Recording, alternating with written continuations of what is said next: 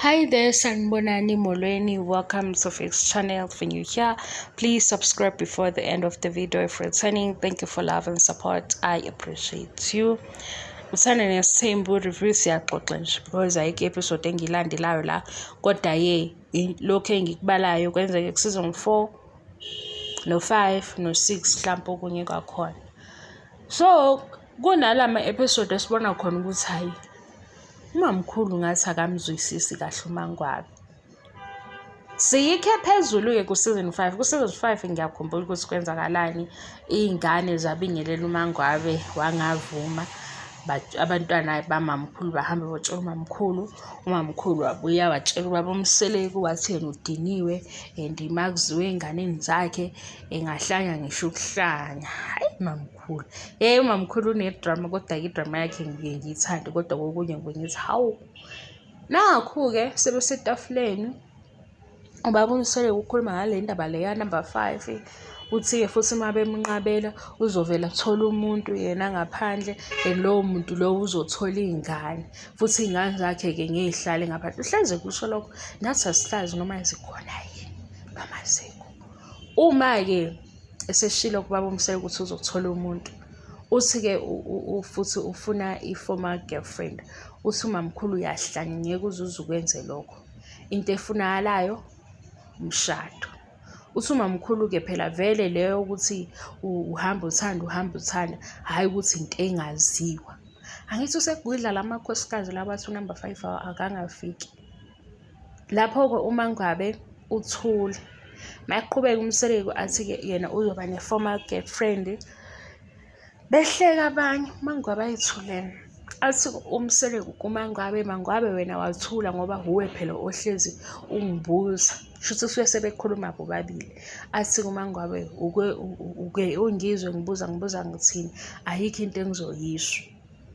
Athi uMangwabe uMacele kubecabanga ukuthi lento indlela achaza ngayo ukucheatha ukuchaza ngoba polygamist kodwa useyabona ukuthi hayi shuthi uqonde yena. Athi-ke uMacele lamakhosikazi njengoba engafuni ukuthi ushadwe wona njengoba elana onke acelelwa omunye ecelela omunye hawe ma guys amahloni kimi uMacele uhleli eduze kwamakhumalo noMangwabe. Omunye wacelela omunye thina sesiyazi ngoba isho sesibuke kakhulu acelelwa onke. Uthi manje-ke kuMacele awazi phela ukuthi ungavinjwa amakhosikazi akho ngoba ekhona la onke acelelwa omunye wacelela omunye. Hayibo mamkhulu njalo kade ethi ku-season 2 usenama-doubts ngowakhe umshado. Usaphendula kanje. Akasho ngani umamkhulu ukuthi-ke njengoba bekhona akaqedele kulawa makhosikazi yona le micimbi yomshado kubonakaleke ngoba sekuma kungena number 5 akanandaba. Uthi akanandaba nemizwa yabo ngoba shuthi yena unegqubu lokuthi nabo abaze bebe nendaba nemizwa yakhe ngoba indlela aphendula ngayo nje kwesinye isikhathi sinikeza lowo mqondo ukuthi hayi akanandaba nje nemizwa yabo nabo futhi akaze bebe nendaba nemizwa yakhe ngesikhathi bezoshada noma ngesikhathi esiphela lokho ukuthi ufuna i-former girlfriend intombi wake wayeka yini. Ayisiphela shuthi usephendula laba abanye abathi cha abashaya phansi.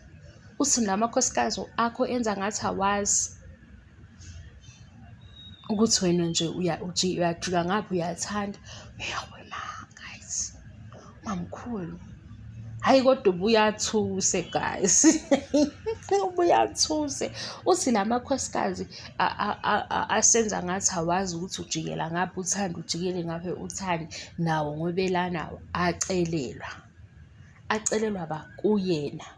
Okusho ukuthi kahle kahle fanele bezwe ukuthi wabacelela noma ngabe wahamba wathi uyabathanda lapho afika khona kubona kodwa ekugcineni wabuya kumamkhulu wazocela ukuthi abashade. So abakwazi ukuba namandla bona ukuthi akungangeni omunye. Ukhuluma nobani umamkhulu noMangwabe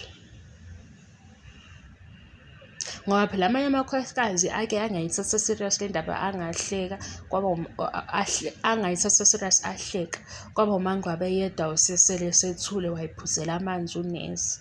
Hayi cha mamkhulu, kahle kahle yini-ke inkinga yakhe noMangwabe? Yiyo yona le yokuthi uMangwabe umile wavala leli gate elingavulwanga kuye.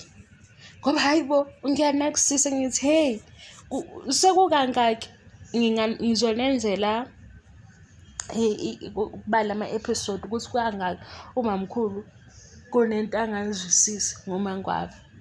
Noma bephumile, ngaqala ngokubona laphaya kwigrosa, igrosa yodumo esethi ave ngicika. Hawu guys, bebephume bonke nje beyothenga, manje sabambezelwe enye into kunani.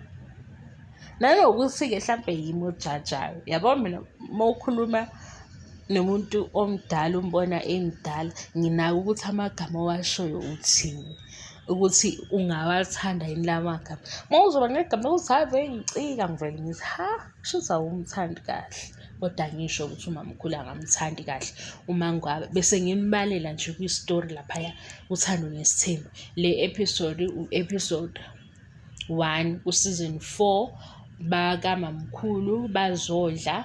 Umamkhulu uvula ikhishi elinye lamabhizinisi lakhe, wathi ufuna ukuqala umndeni kube wona-ke ozwa indlela apheka ngayo.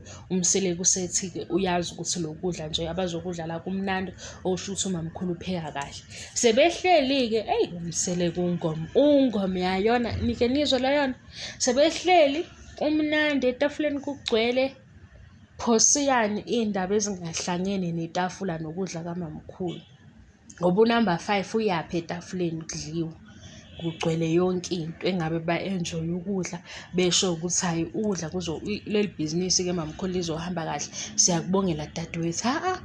Msele kumele kukhulume ukuthi khona usisi ambonayo, and lo sisi lo ufanele amtheste ngoba kufanele kube khona iy'ngane. Nalezi iy'ngane nazo sigcina sesisaba ukuthi kanti yini, ngoba phela iy'ngane umdali nabadala ukuya ngokuthi ukholelwa kuphi, abadecidayo ukuthi sizokupha ongaka.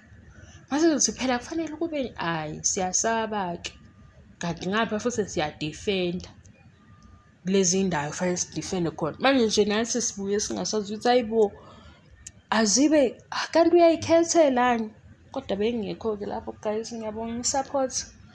Ngisho ukuthi lokhu esebese kubabaza ku-season 5 ukuthi iy'ngane zami kuncane, ngathi kuningi kakhulu ngoba wayehleli eduze kwakhe. La makhosikazi akho lawa enza ngathi abazi yini. Baba. Thank you so much for love and support. Ngiyabonga, bye.